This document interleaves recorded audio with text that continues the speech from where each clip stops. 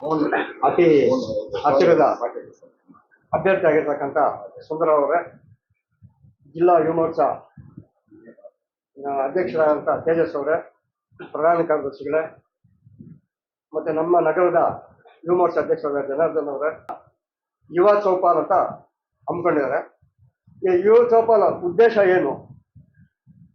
ಕೇಂದ್ರ ಸರ್ಕಾರದಿಂದ ಅಥವಾ ಸರ್ಕಾರದಿಂದ ಅಲ್ಲ, ಕೇಂದ್ರ ಪಕ್ಷದಿಂದ ನಾಯಕತ್ವದಿಂದ ಯುವ ಚೌಪಾಲ್ ಅಂತ ಒಂದು ಕಾರ್ಯಕ್ರಮ ಮಾಡಿ ಇಡೀ ದೇಶ ಯುವಕರನ್ನ ತಟ್ಟಿ ಎಬ್ಬಿಸಿ ಅವ್ರಿಗೆ ಒಂದು ಹುರುಪನ್ನು ತುಂಬಿಸಿ ದೇಶದ ಸಾಧನೆಗಳ ಬಗ್ಗೆ ಹೇಳಿ ಇರ್ತಕ್ಕಂಥ ತೊಂದರೆಗಳನ್ನ, ನಮ್ಮ ದೇಶ ಇದುವರೆಗೂ ಅನುಭವಿಸಿರ್ತಕ್ಕಂಥ ನಷ್ಟಗಳನ್ನ, ಅದಕ್ಕೆ ಕಾರಣಗಳನ್ನ ತಿಳಿಸಿ ಅವರಲ್ಲಿ ಹುರುಪನ್ನು ತುಂಬಿ ಈ ಸಲ ಏನು ಮೋದಿ ಅವರ ಆಶಯ ಇದೆ 400+ ಅಂತ, 400 ಪಾರ್ ಅಂತ ಹೇಳ್ತಾರೆ, ಇಸ್ ಬಾರ್ 400 ಪಾರ್ ಅಂತ, ಈ 400ಕ್ಕೂ ಹೆಚ್ಚು ಮತ ಕ್ಷೇತ್ರಗಳನ್ನ ನಾವು ಗೆದ್ದುಕೊಂಡು ನಮ್ಮ ಎಂಪಿಗಳನ್ನ ಮಾಡ್ಕೋಬೇಕಾಗಿದ್ರೆ ನೀವೇ ಆಧಾರ.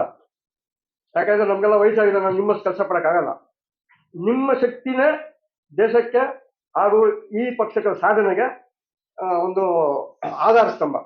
ಅದಕ್ಕೋಸ್ಕರ ನಿಮ್ಮನ್ನೆಲ್ಲ ಹುರಿದುಂಬಿಸಿದ್ರೆ ಏನೋ ಹೇಳ್ಬಿಟ್ಟಲ್ಲ, ದೇಶದ ಸಾಧನೆಗಳು, ದೇಶದಲ್ಲಿರ್ತಕ್ಕಂಥ ಇದುವರೆಗೂ ಅನುಭವಿಸಿದ ನಷ್ಟ ಕಷ್ಟಗಳು, ಈ ದೇಶದಿಂದ ಅಧೋಗತಿ ಬಿದ್ದಿದ್ದು, ಈ ದೇಶ ಮೋದಿಯವರ ಕೈಗೆ ಬರಬೇಕಾದ್ರೆ ಪ್ರಜೆಲ್ಫೆ ಅಂದ್ರೆ ಅತಿ ಶಿಥಿಲವಾದ ರಾಷ್ಟ್ರಗಳಲ್ಲಿ ಐದನೇ ಸ್ಥಾನ ಪಡೆದಿತ್ತು ನಮ್ಮ ದೇಶ.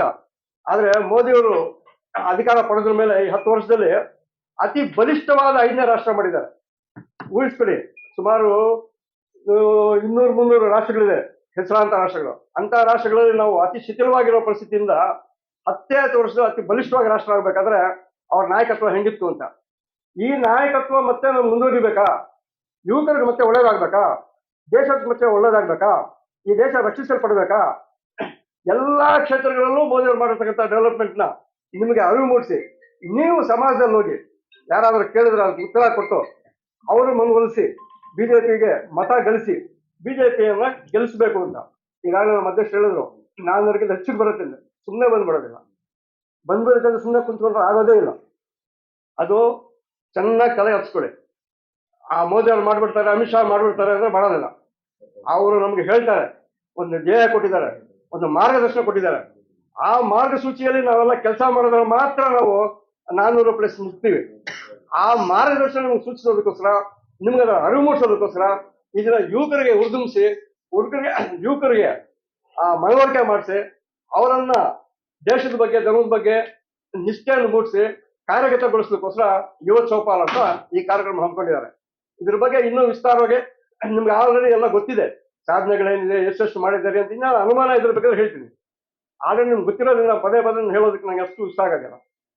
ಅದಕ್ಕೋಸ್ಕರ ನೀವು ಮನವರಿಕೆ ಮಾಡ್ಕೋಬೇಕಾದ್ರೆ ಇಷ್ಟೇ, ಇಸ್ ಬಾರ್ 400 ಪಾರ್ ಯಾಕಾಗತ್ತೆ, ಹೆಂಗಾಗತ್ತೆ, ಅದಾಗಬೇಕಾದ್ರೆ ನಮ್ಮ ಕರ್ತವ್ಯ ಏನು?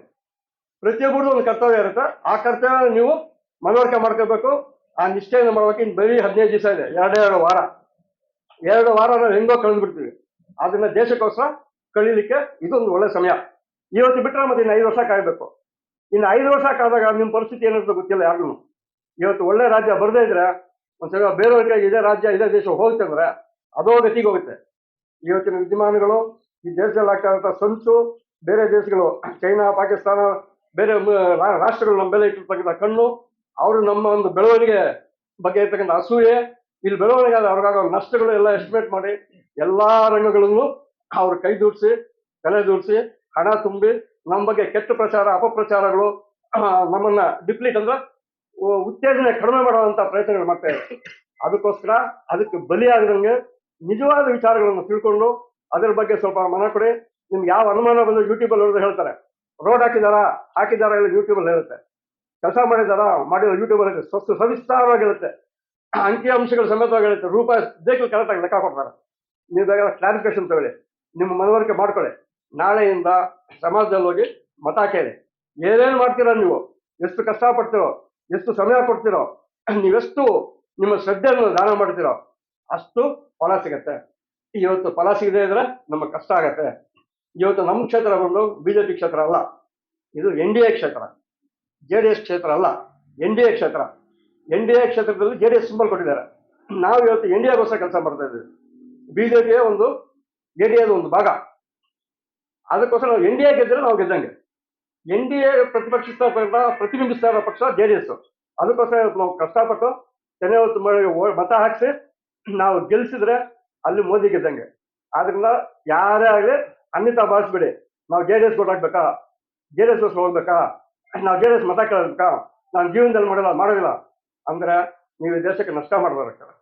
ಆದ್ರಿಂದ ದಯವಿಟ್ಟು ಯುವಕರಲ್ಲೆಲ್ಲ ನಾನು ಕೇಳ್ಕೊಳ್ಳೋದು ಇಷ್ಟ, ಇವತ್ತು ನಾವು NDA ಗೆಲ್ಲಿಸ್ಬೇಕು. NDAಗೆ ನಮ್ಮ ಜಿಲ್ಲೆಯಲ್ಲಿ ಪ್ರತಿಪಾದಿಸ್ತಾ ಇರೋದು ಜನತಾದಳ. ತೆನೆ ಹೊತ್ತು ಮಹಿಳೆಗೆ ಮತ ಹಾಕಿಸ್ಬೇಕು, ದೇಶನ ಗಟ್ಟಿಪಡಿಸ್ಬೇಕು. ಇವತ್ತು ದೇಶ ದೃಢಪಟ್ಟರೆ, ಎಲ್ಲಾ ದೃಢೀಕರಣ ಆದ್ರೆ, ಆರ್ಥಿಕವಾಗಿ ನೈತಿಕವಾಗಿ ಎಲ್ಲಾ ರೀತಿ ಬೆಳವಣಿಗೆ ಆದ್ರೆ ನಾಳೆ ನಿಮಗೆ ಬೆನಿಫಿಟ್. ಯಾಕೆ ಅಂದ್ರೆ ಇನ್ನು 10 ವರ್ಷದಲ್ಲಿ ನೀವು ಸಮಾಜದಲ್ಲಿ ಬರ್ತೀರ, ದುಡಿಯೋರಾಗ್ತಾರ, ನಿಮ್ಮ ಸಂಸಾರಗಳಿರ್ತದೆ, ನಿಮ್ಮ ಬಾಳ್ಗೆ ನಾವು ಮುದುಕರಾಗ್ತೀವಿ. ನಮ್ಮನ್ನು ನೋಡ್ಕೊಳ್ಳೋಂಥ ಕೆಲಸ ನಿಮ್ದಾಗತ್ತೆ. ನಿಮಗೆ ಅವಕಾಶ ಇಲ್ಲದಿದ್ರೆ, ನಿಮಗೆ ಶಕ್ತಿ ಇಲ್ಲದಿದ್ರೆ, ನಿಮಗೆ ಏನು ಸಿಗದೇ ಇದ್ರೆ ನಮ್ಮನ್ನೇ ನೋಡ್ಬೇಕಾರೆ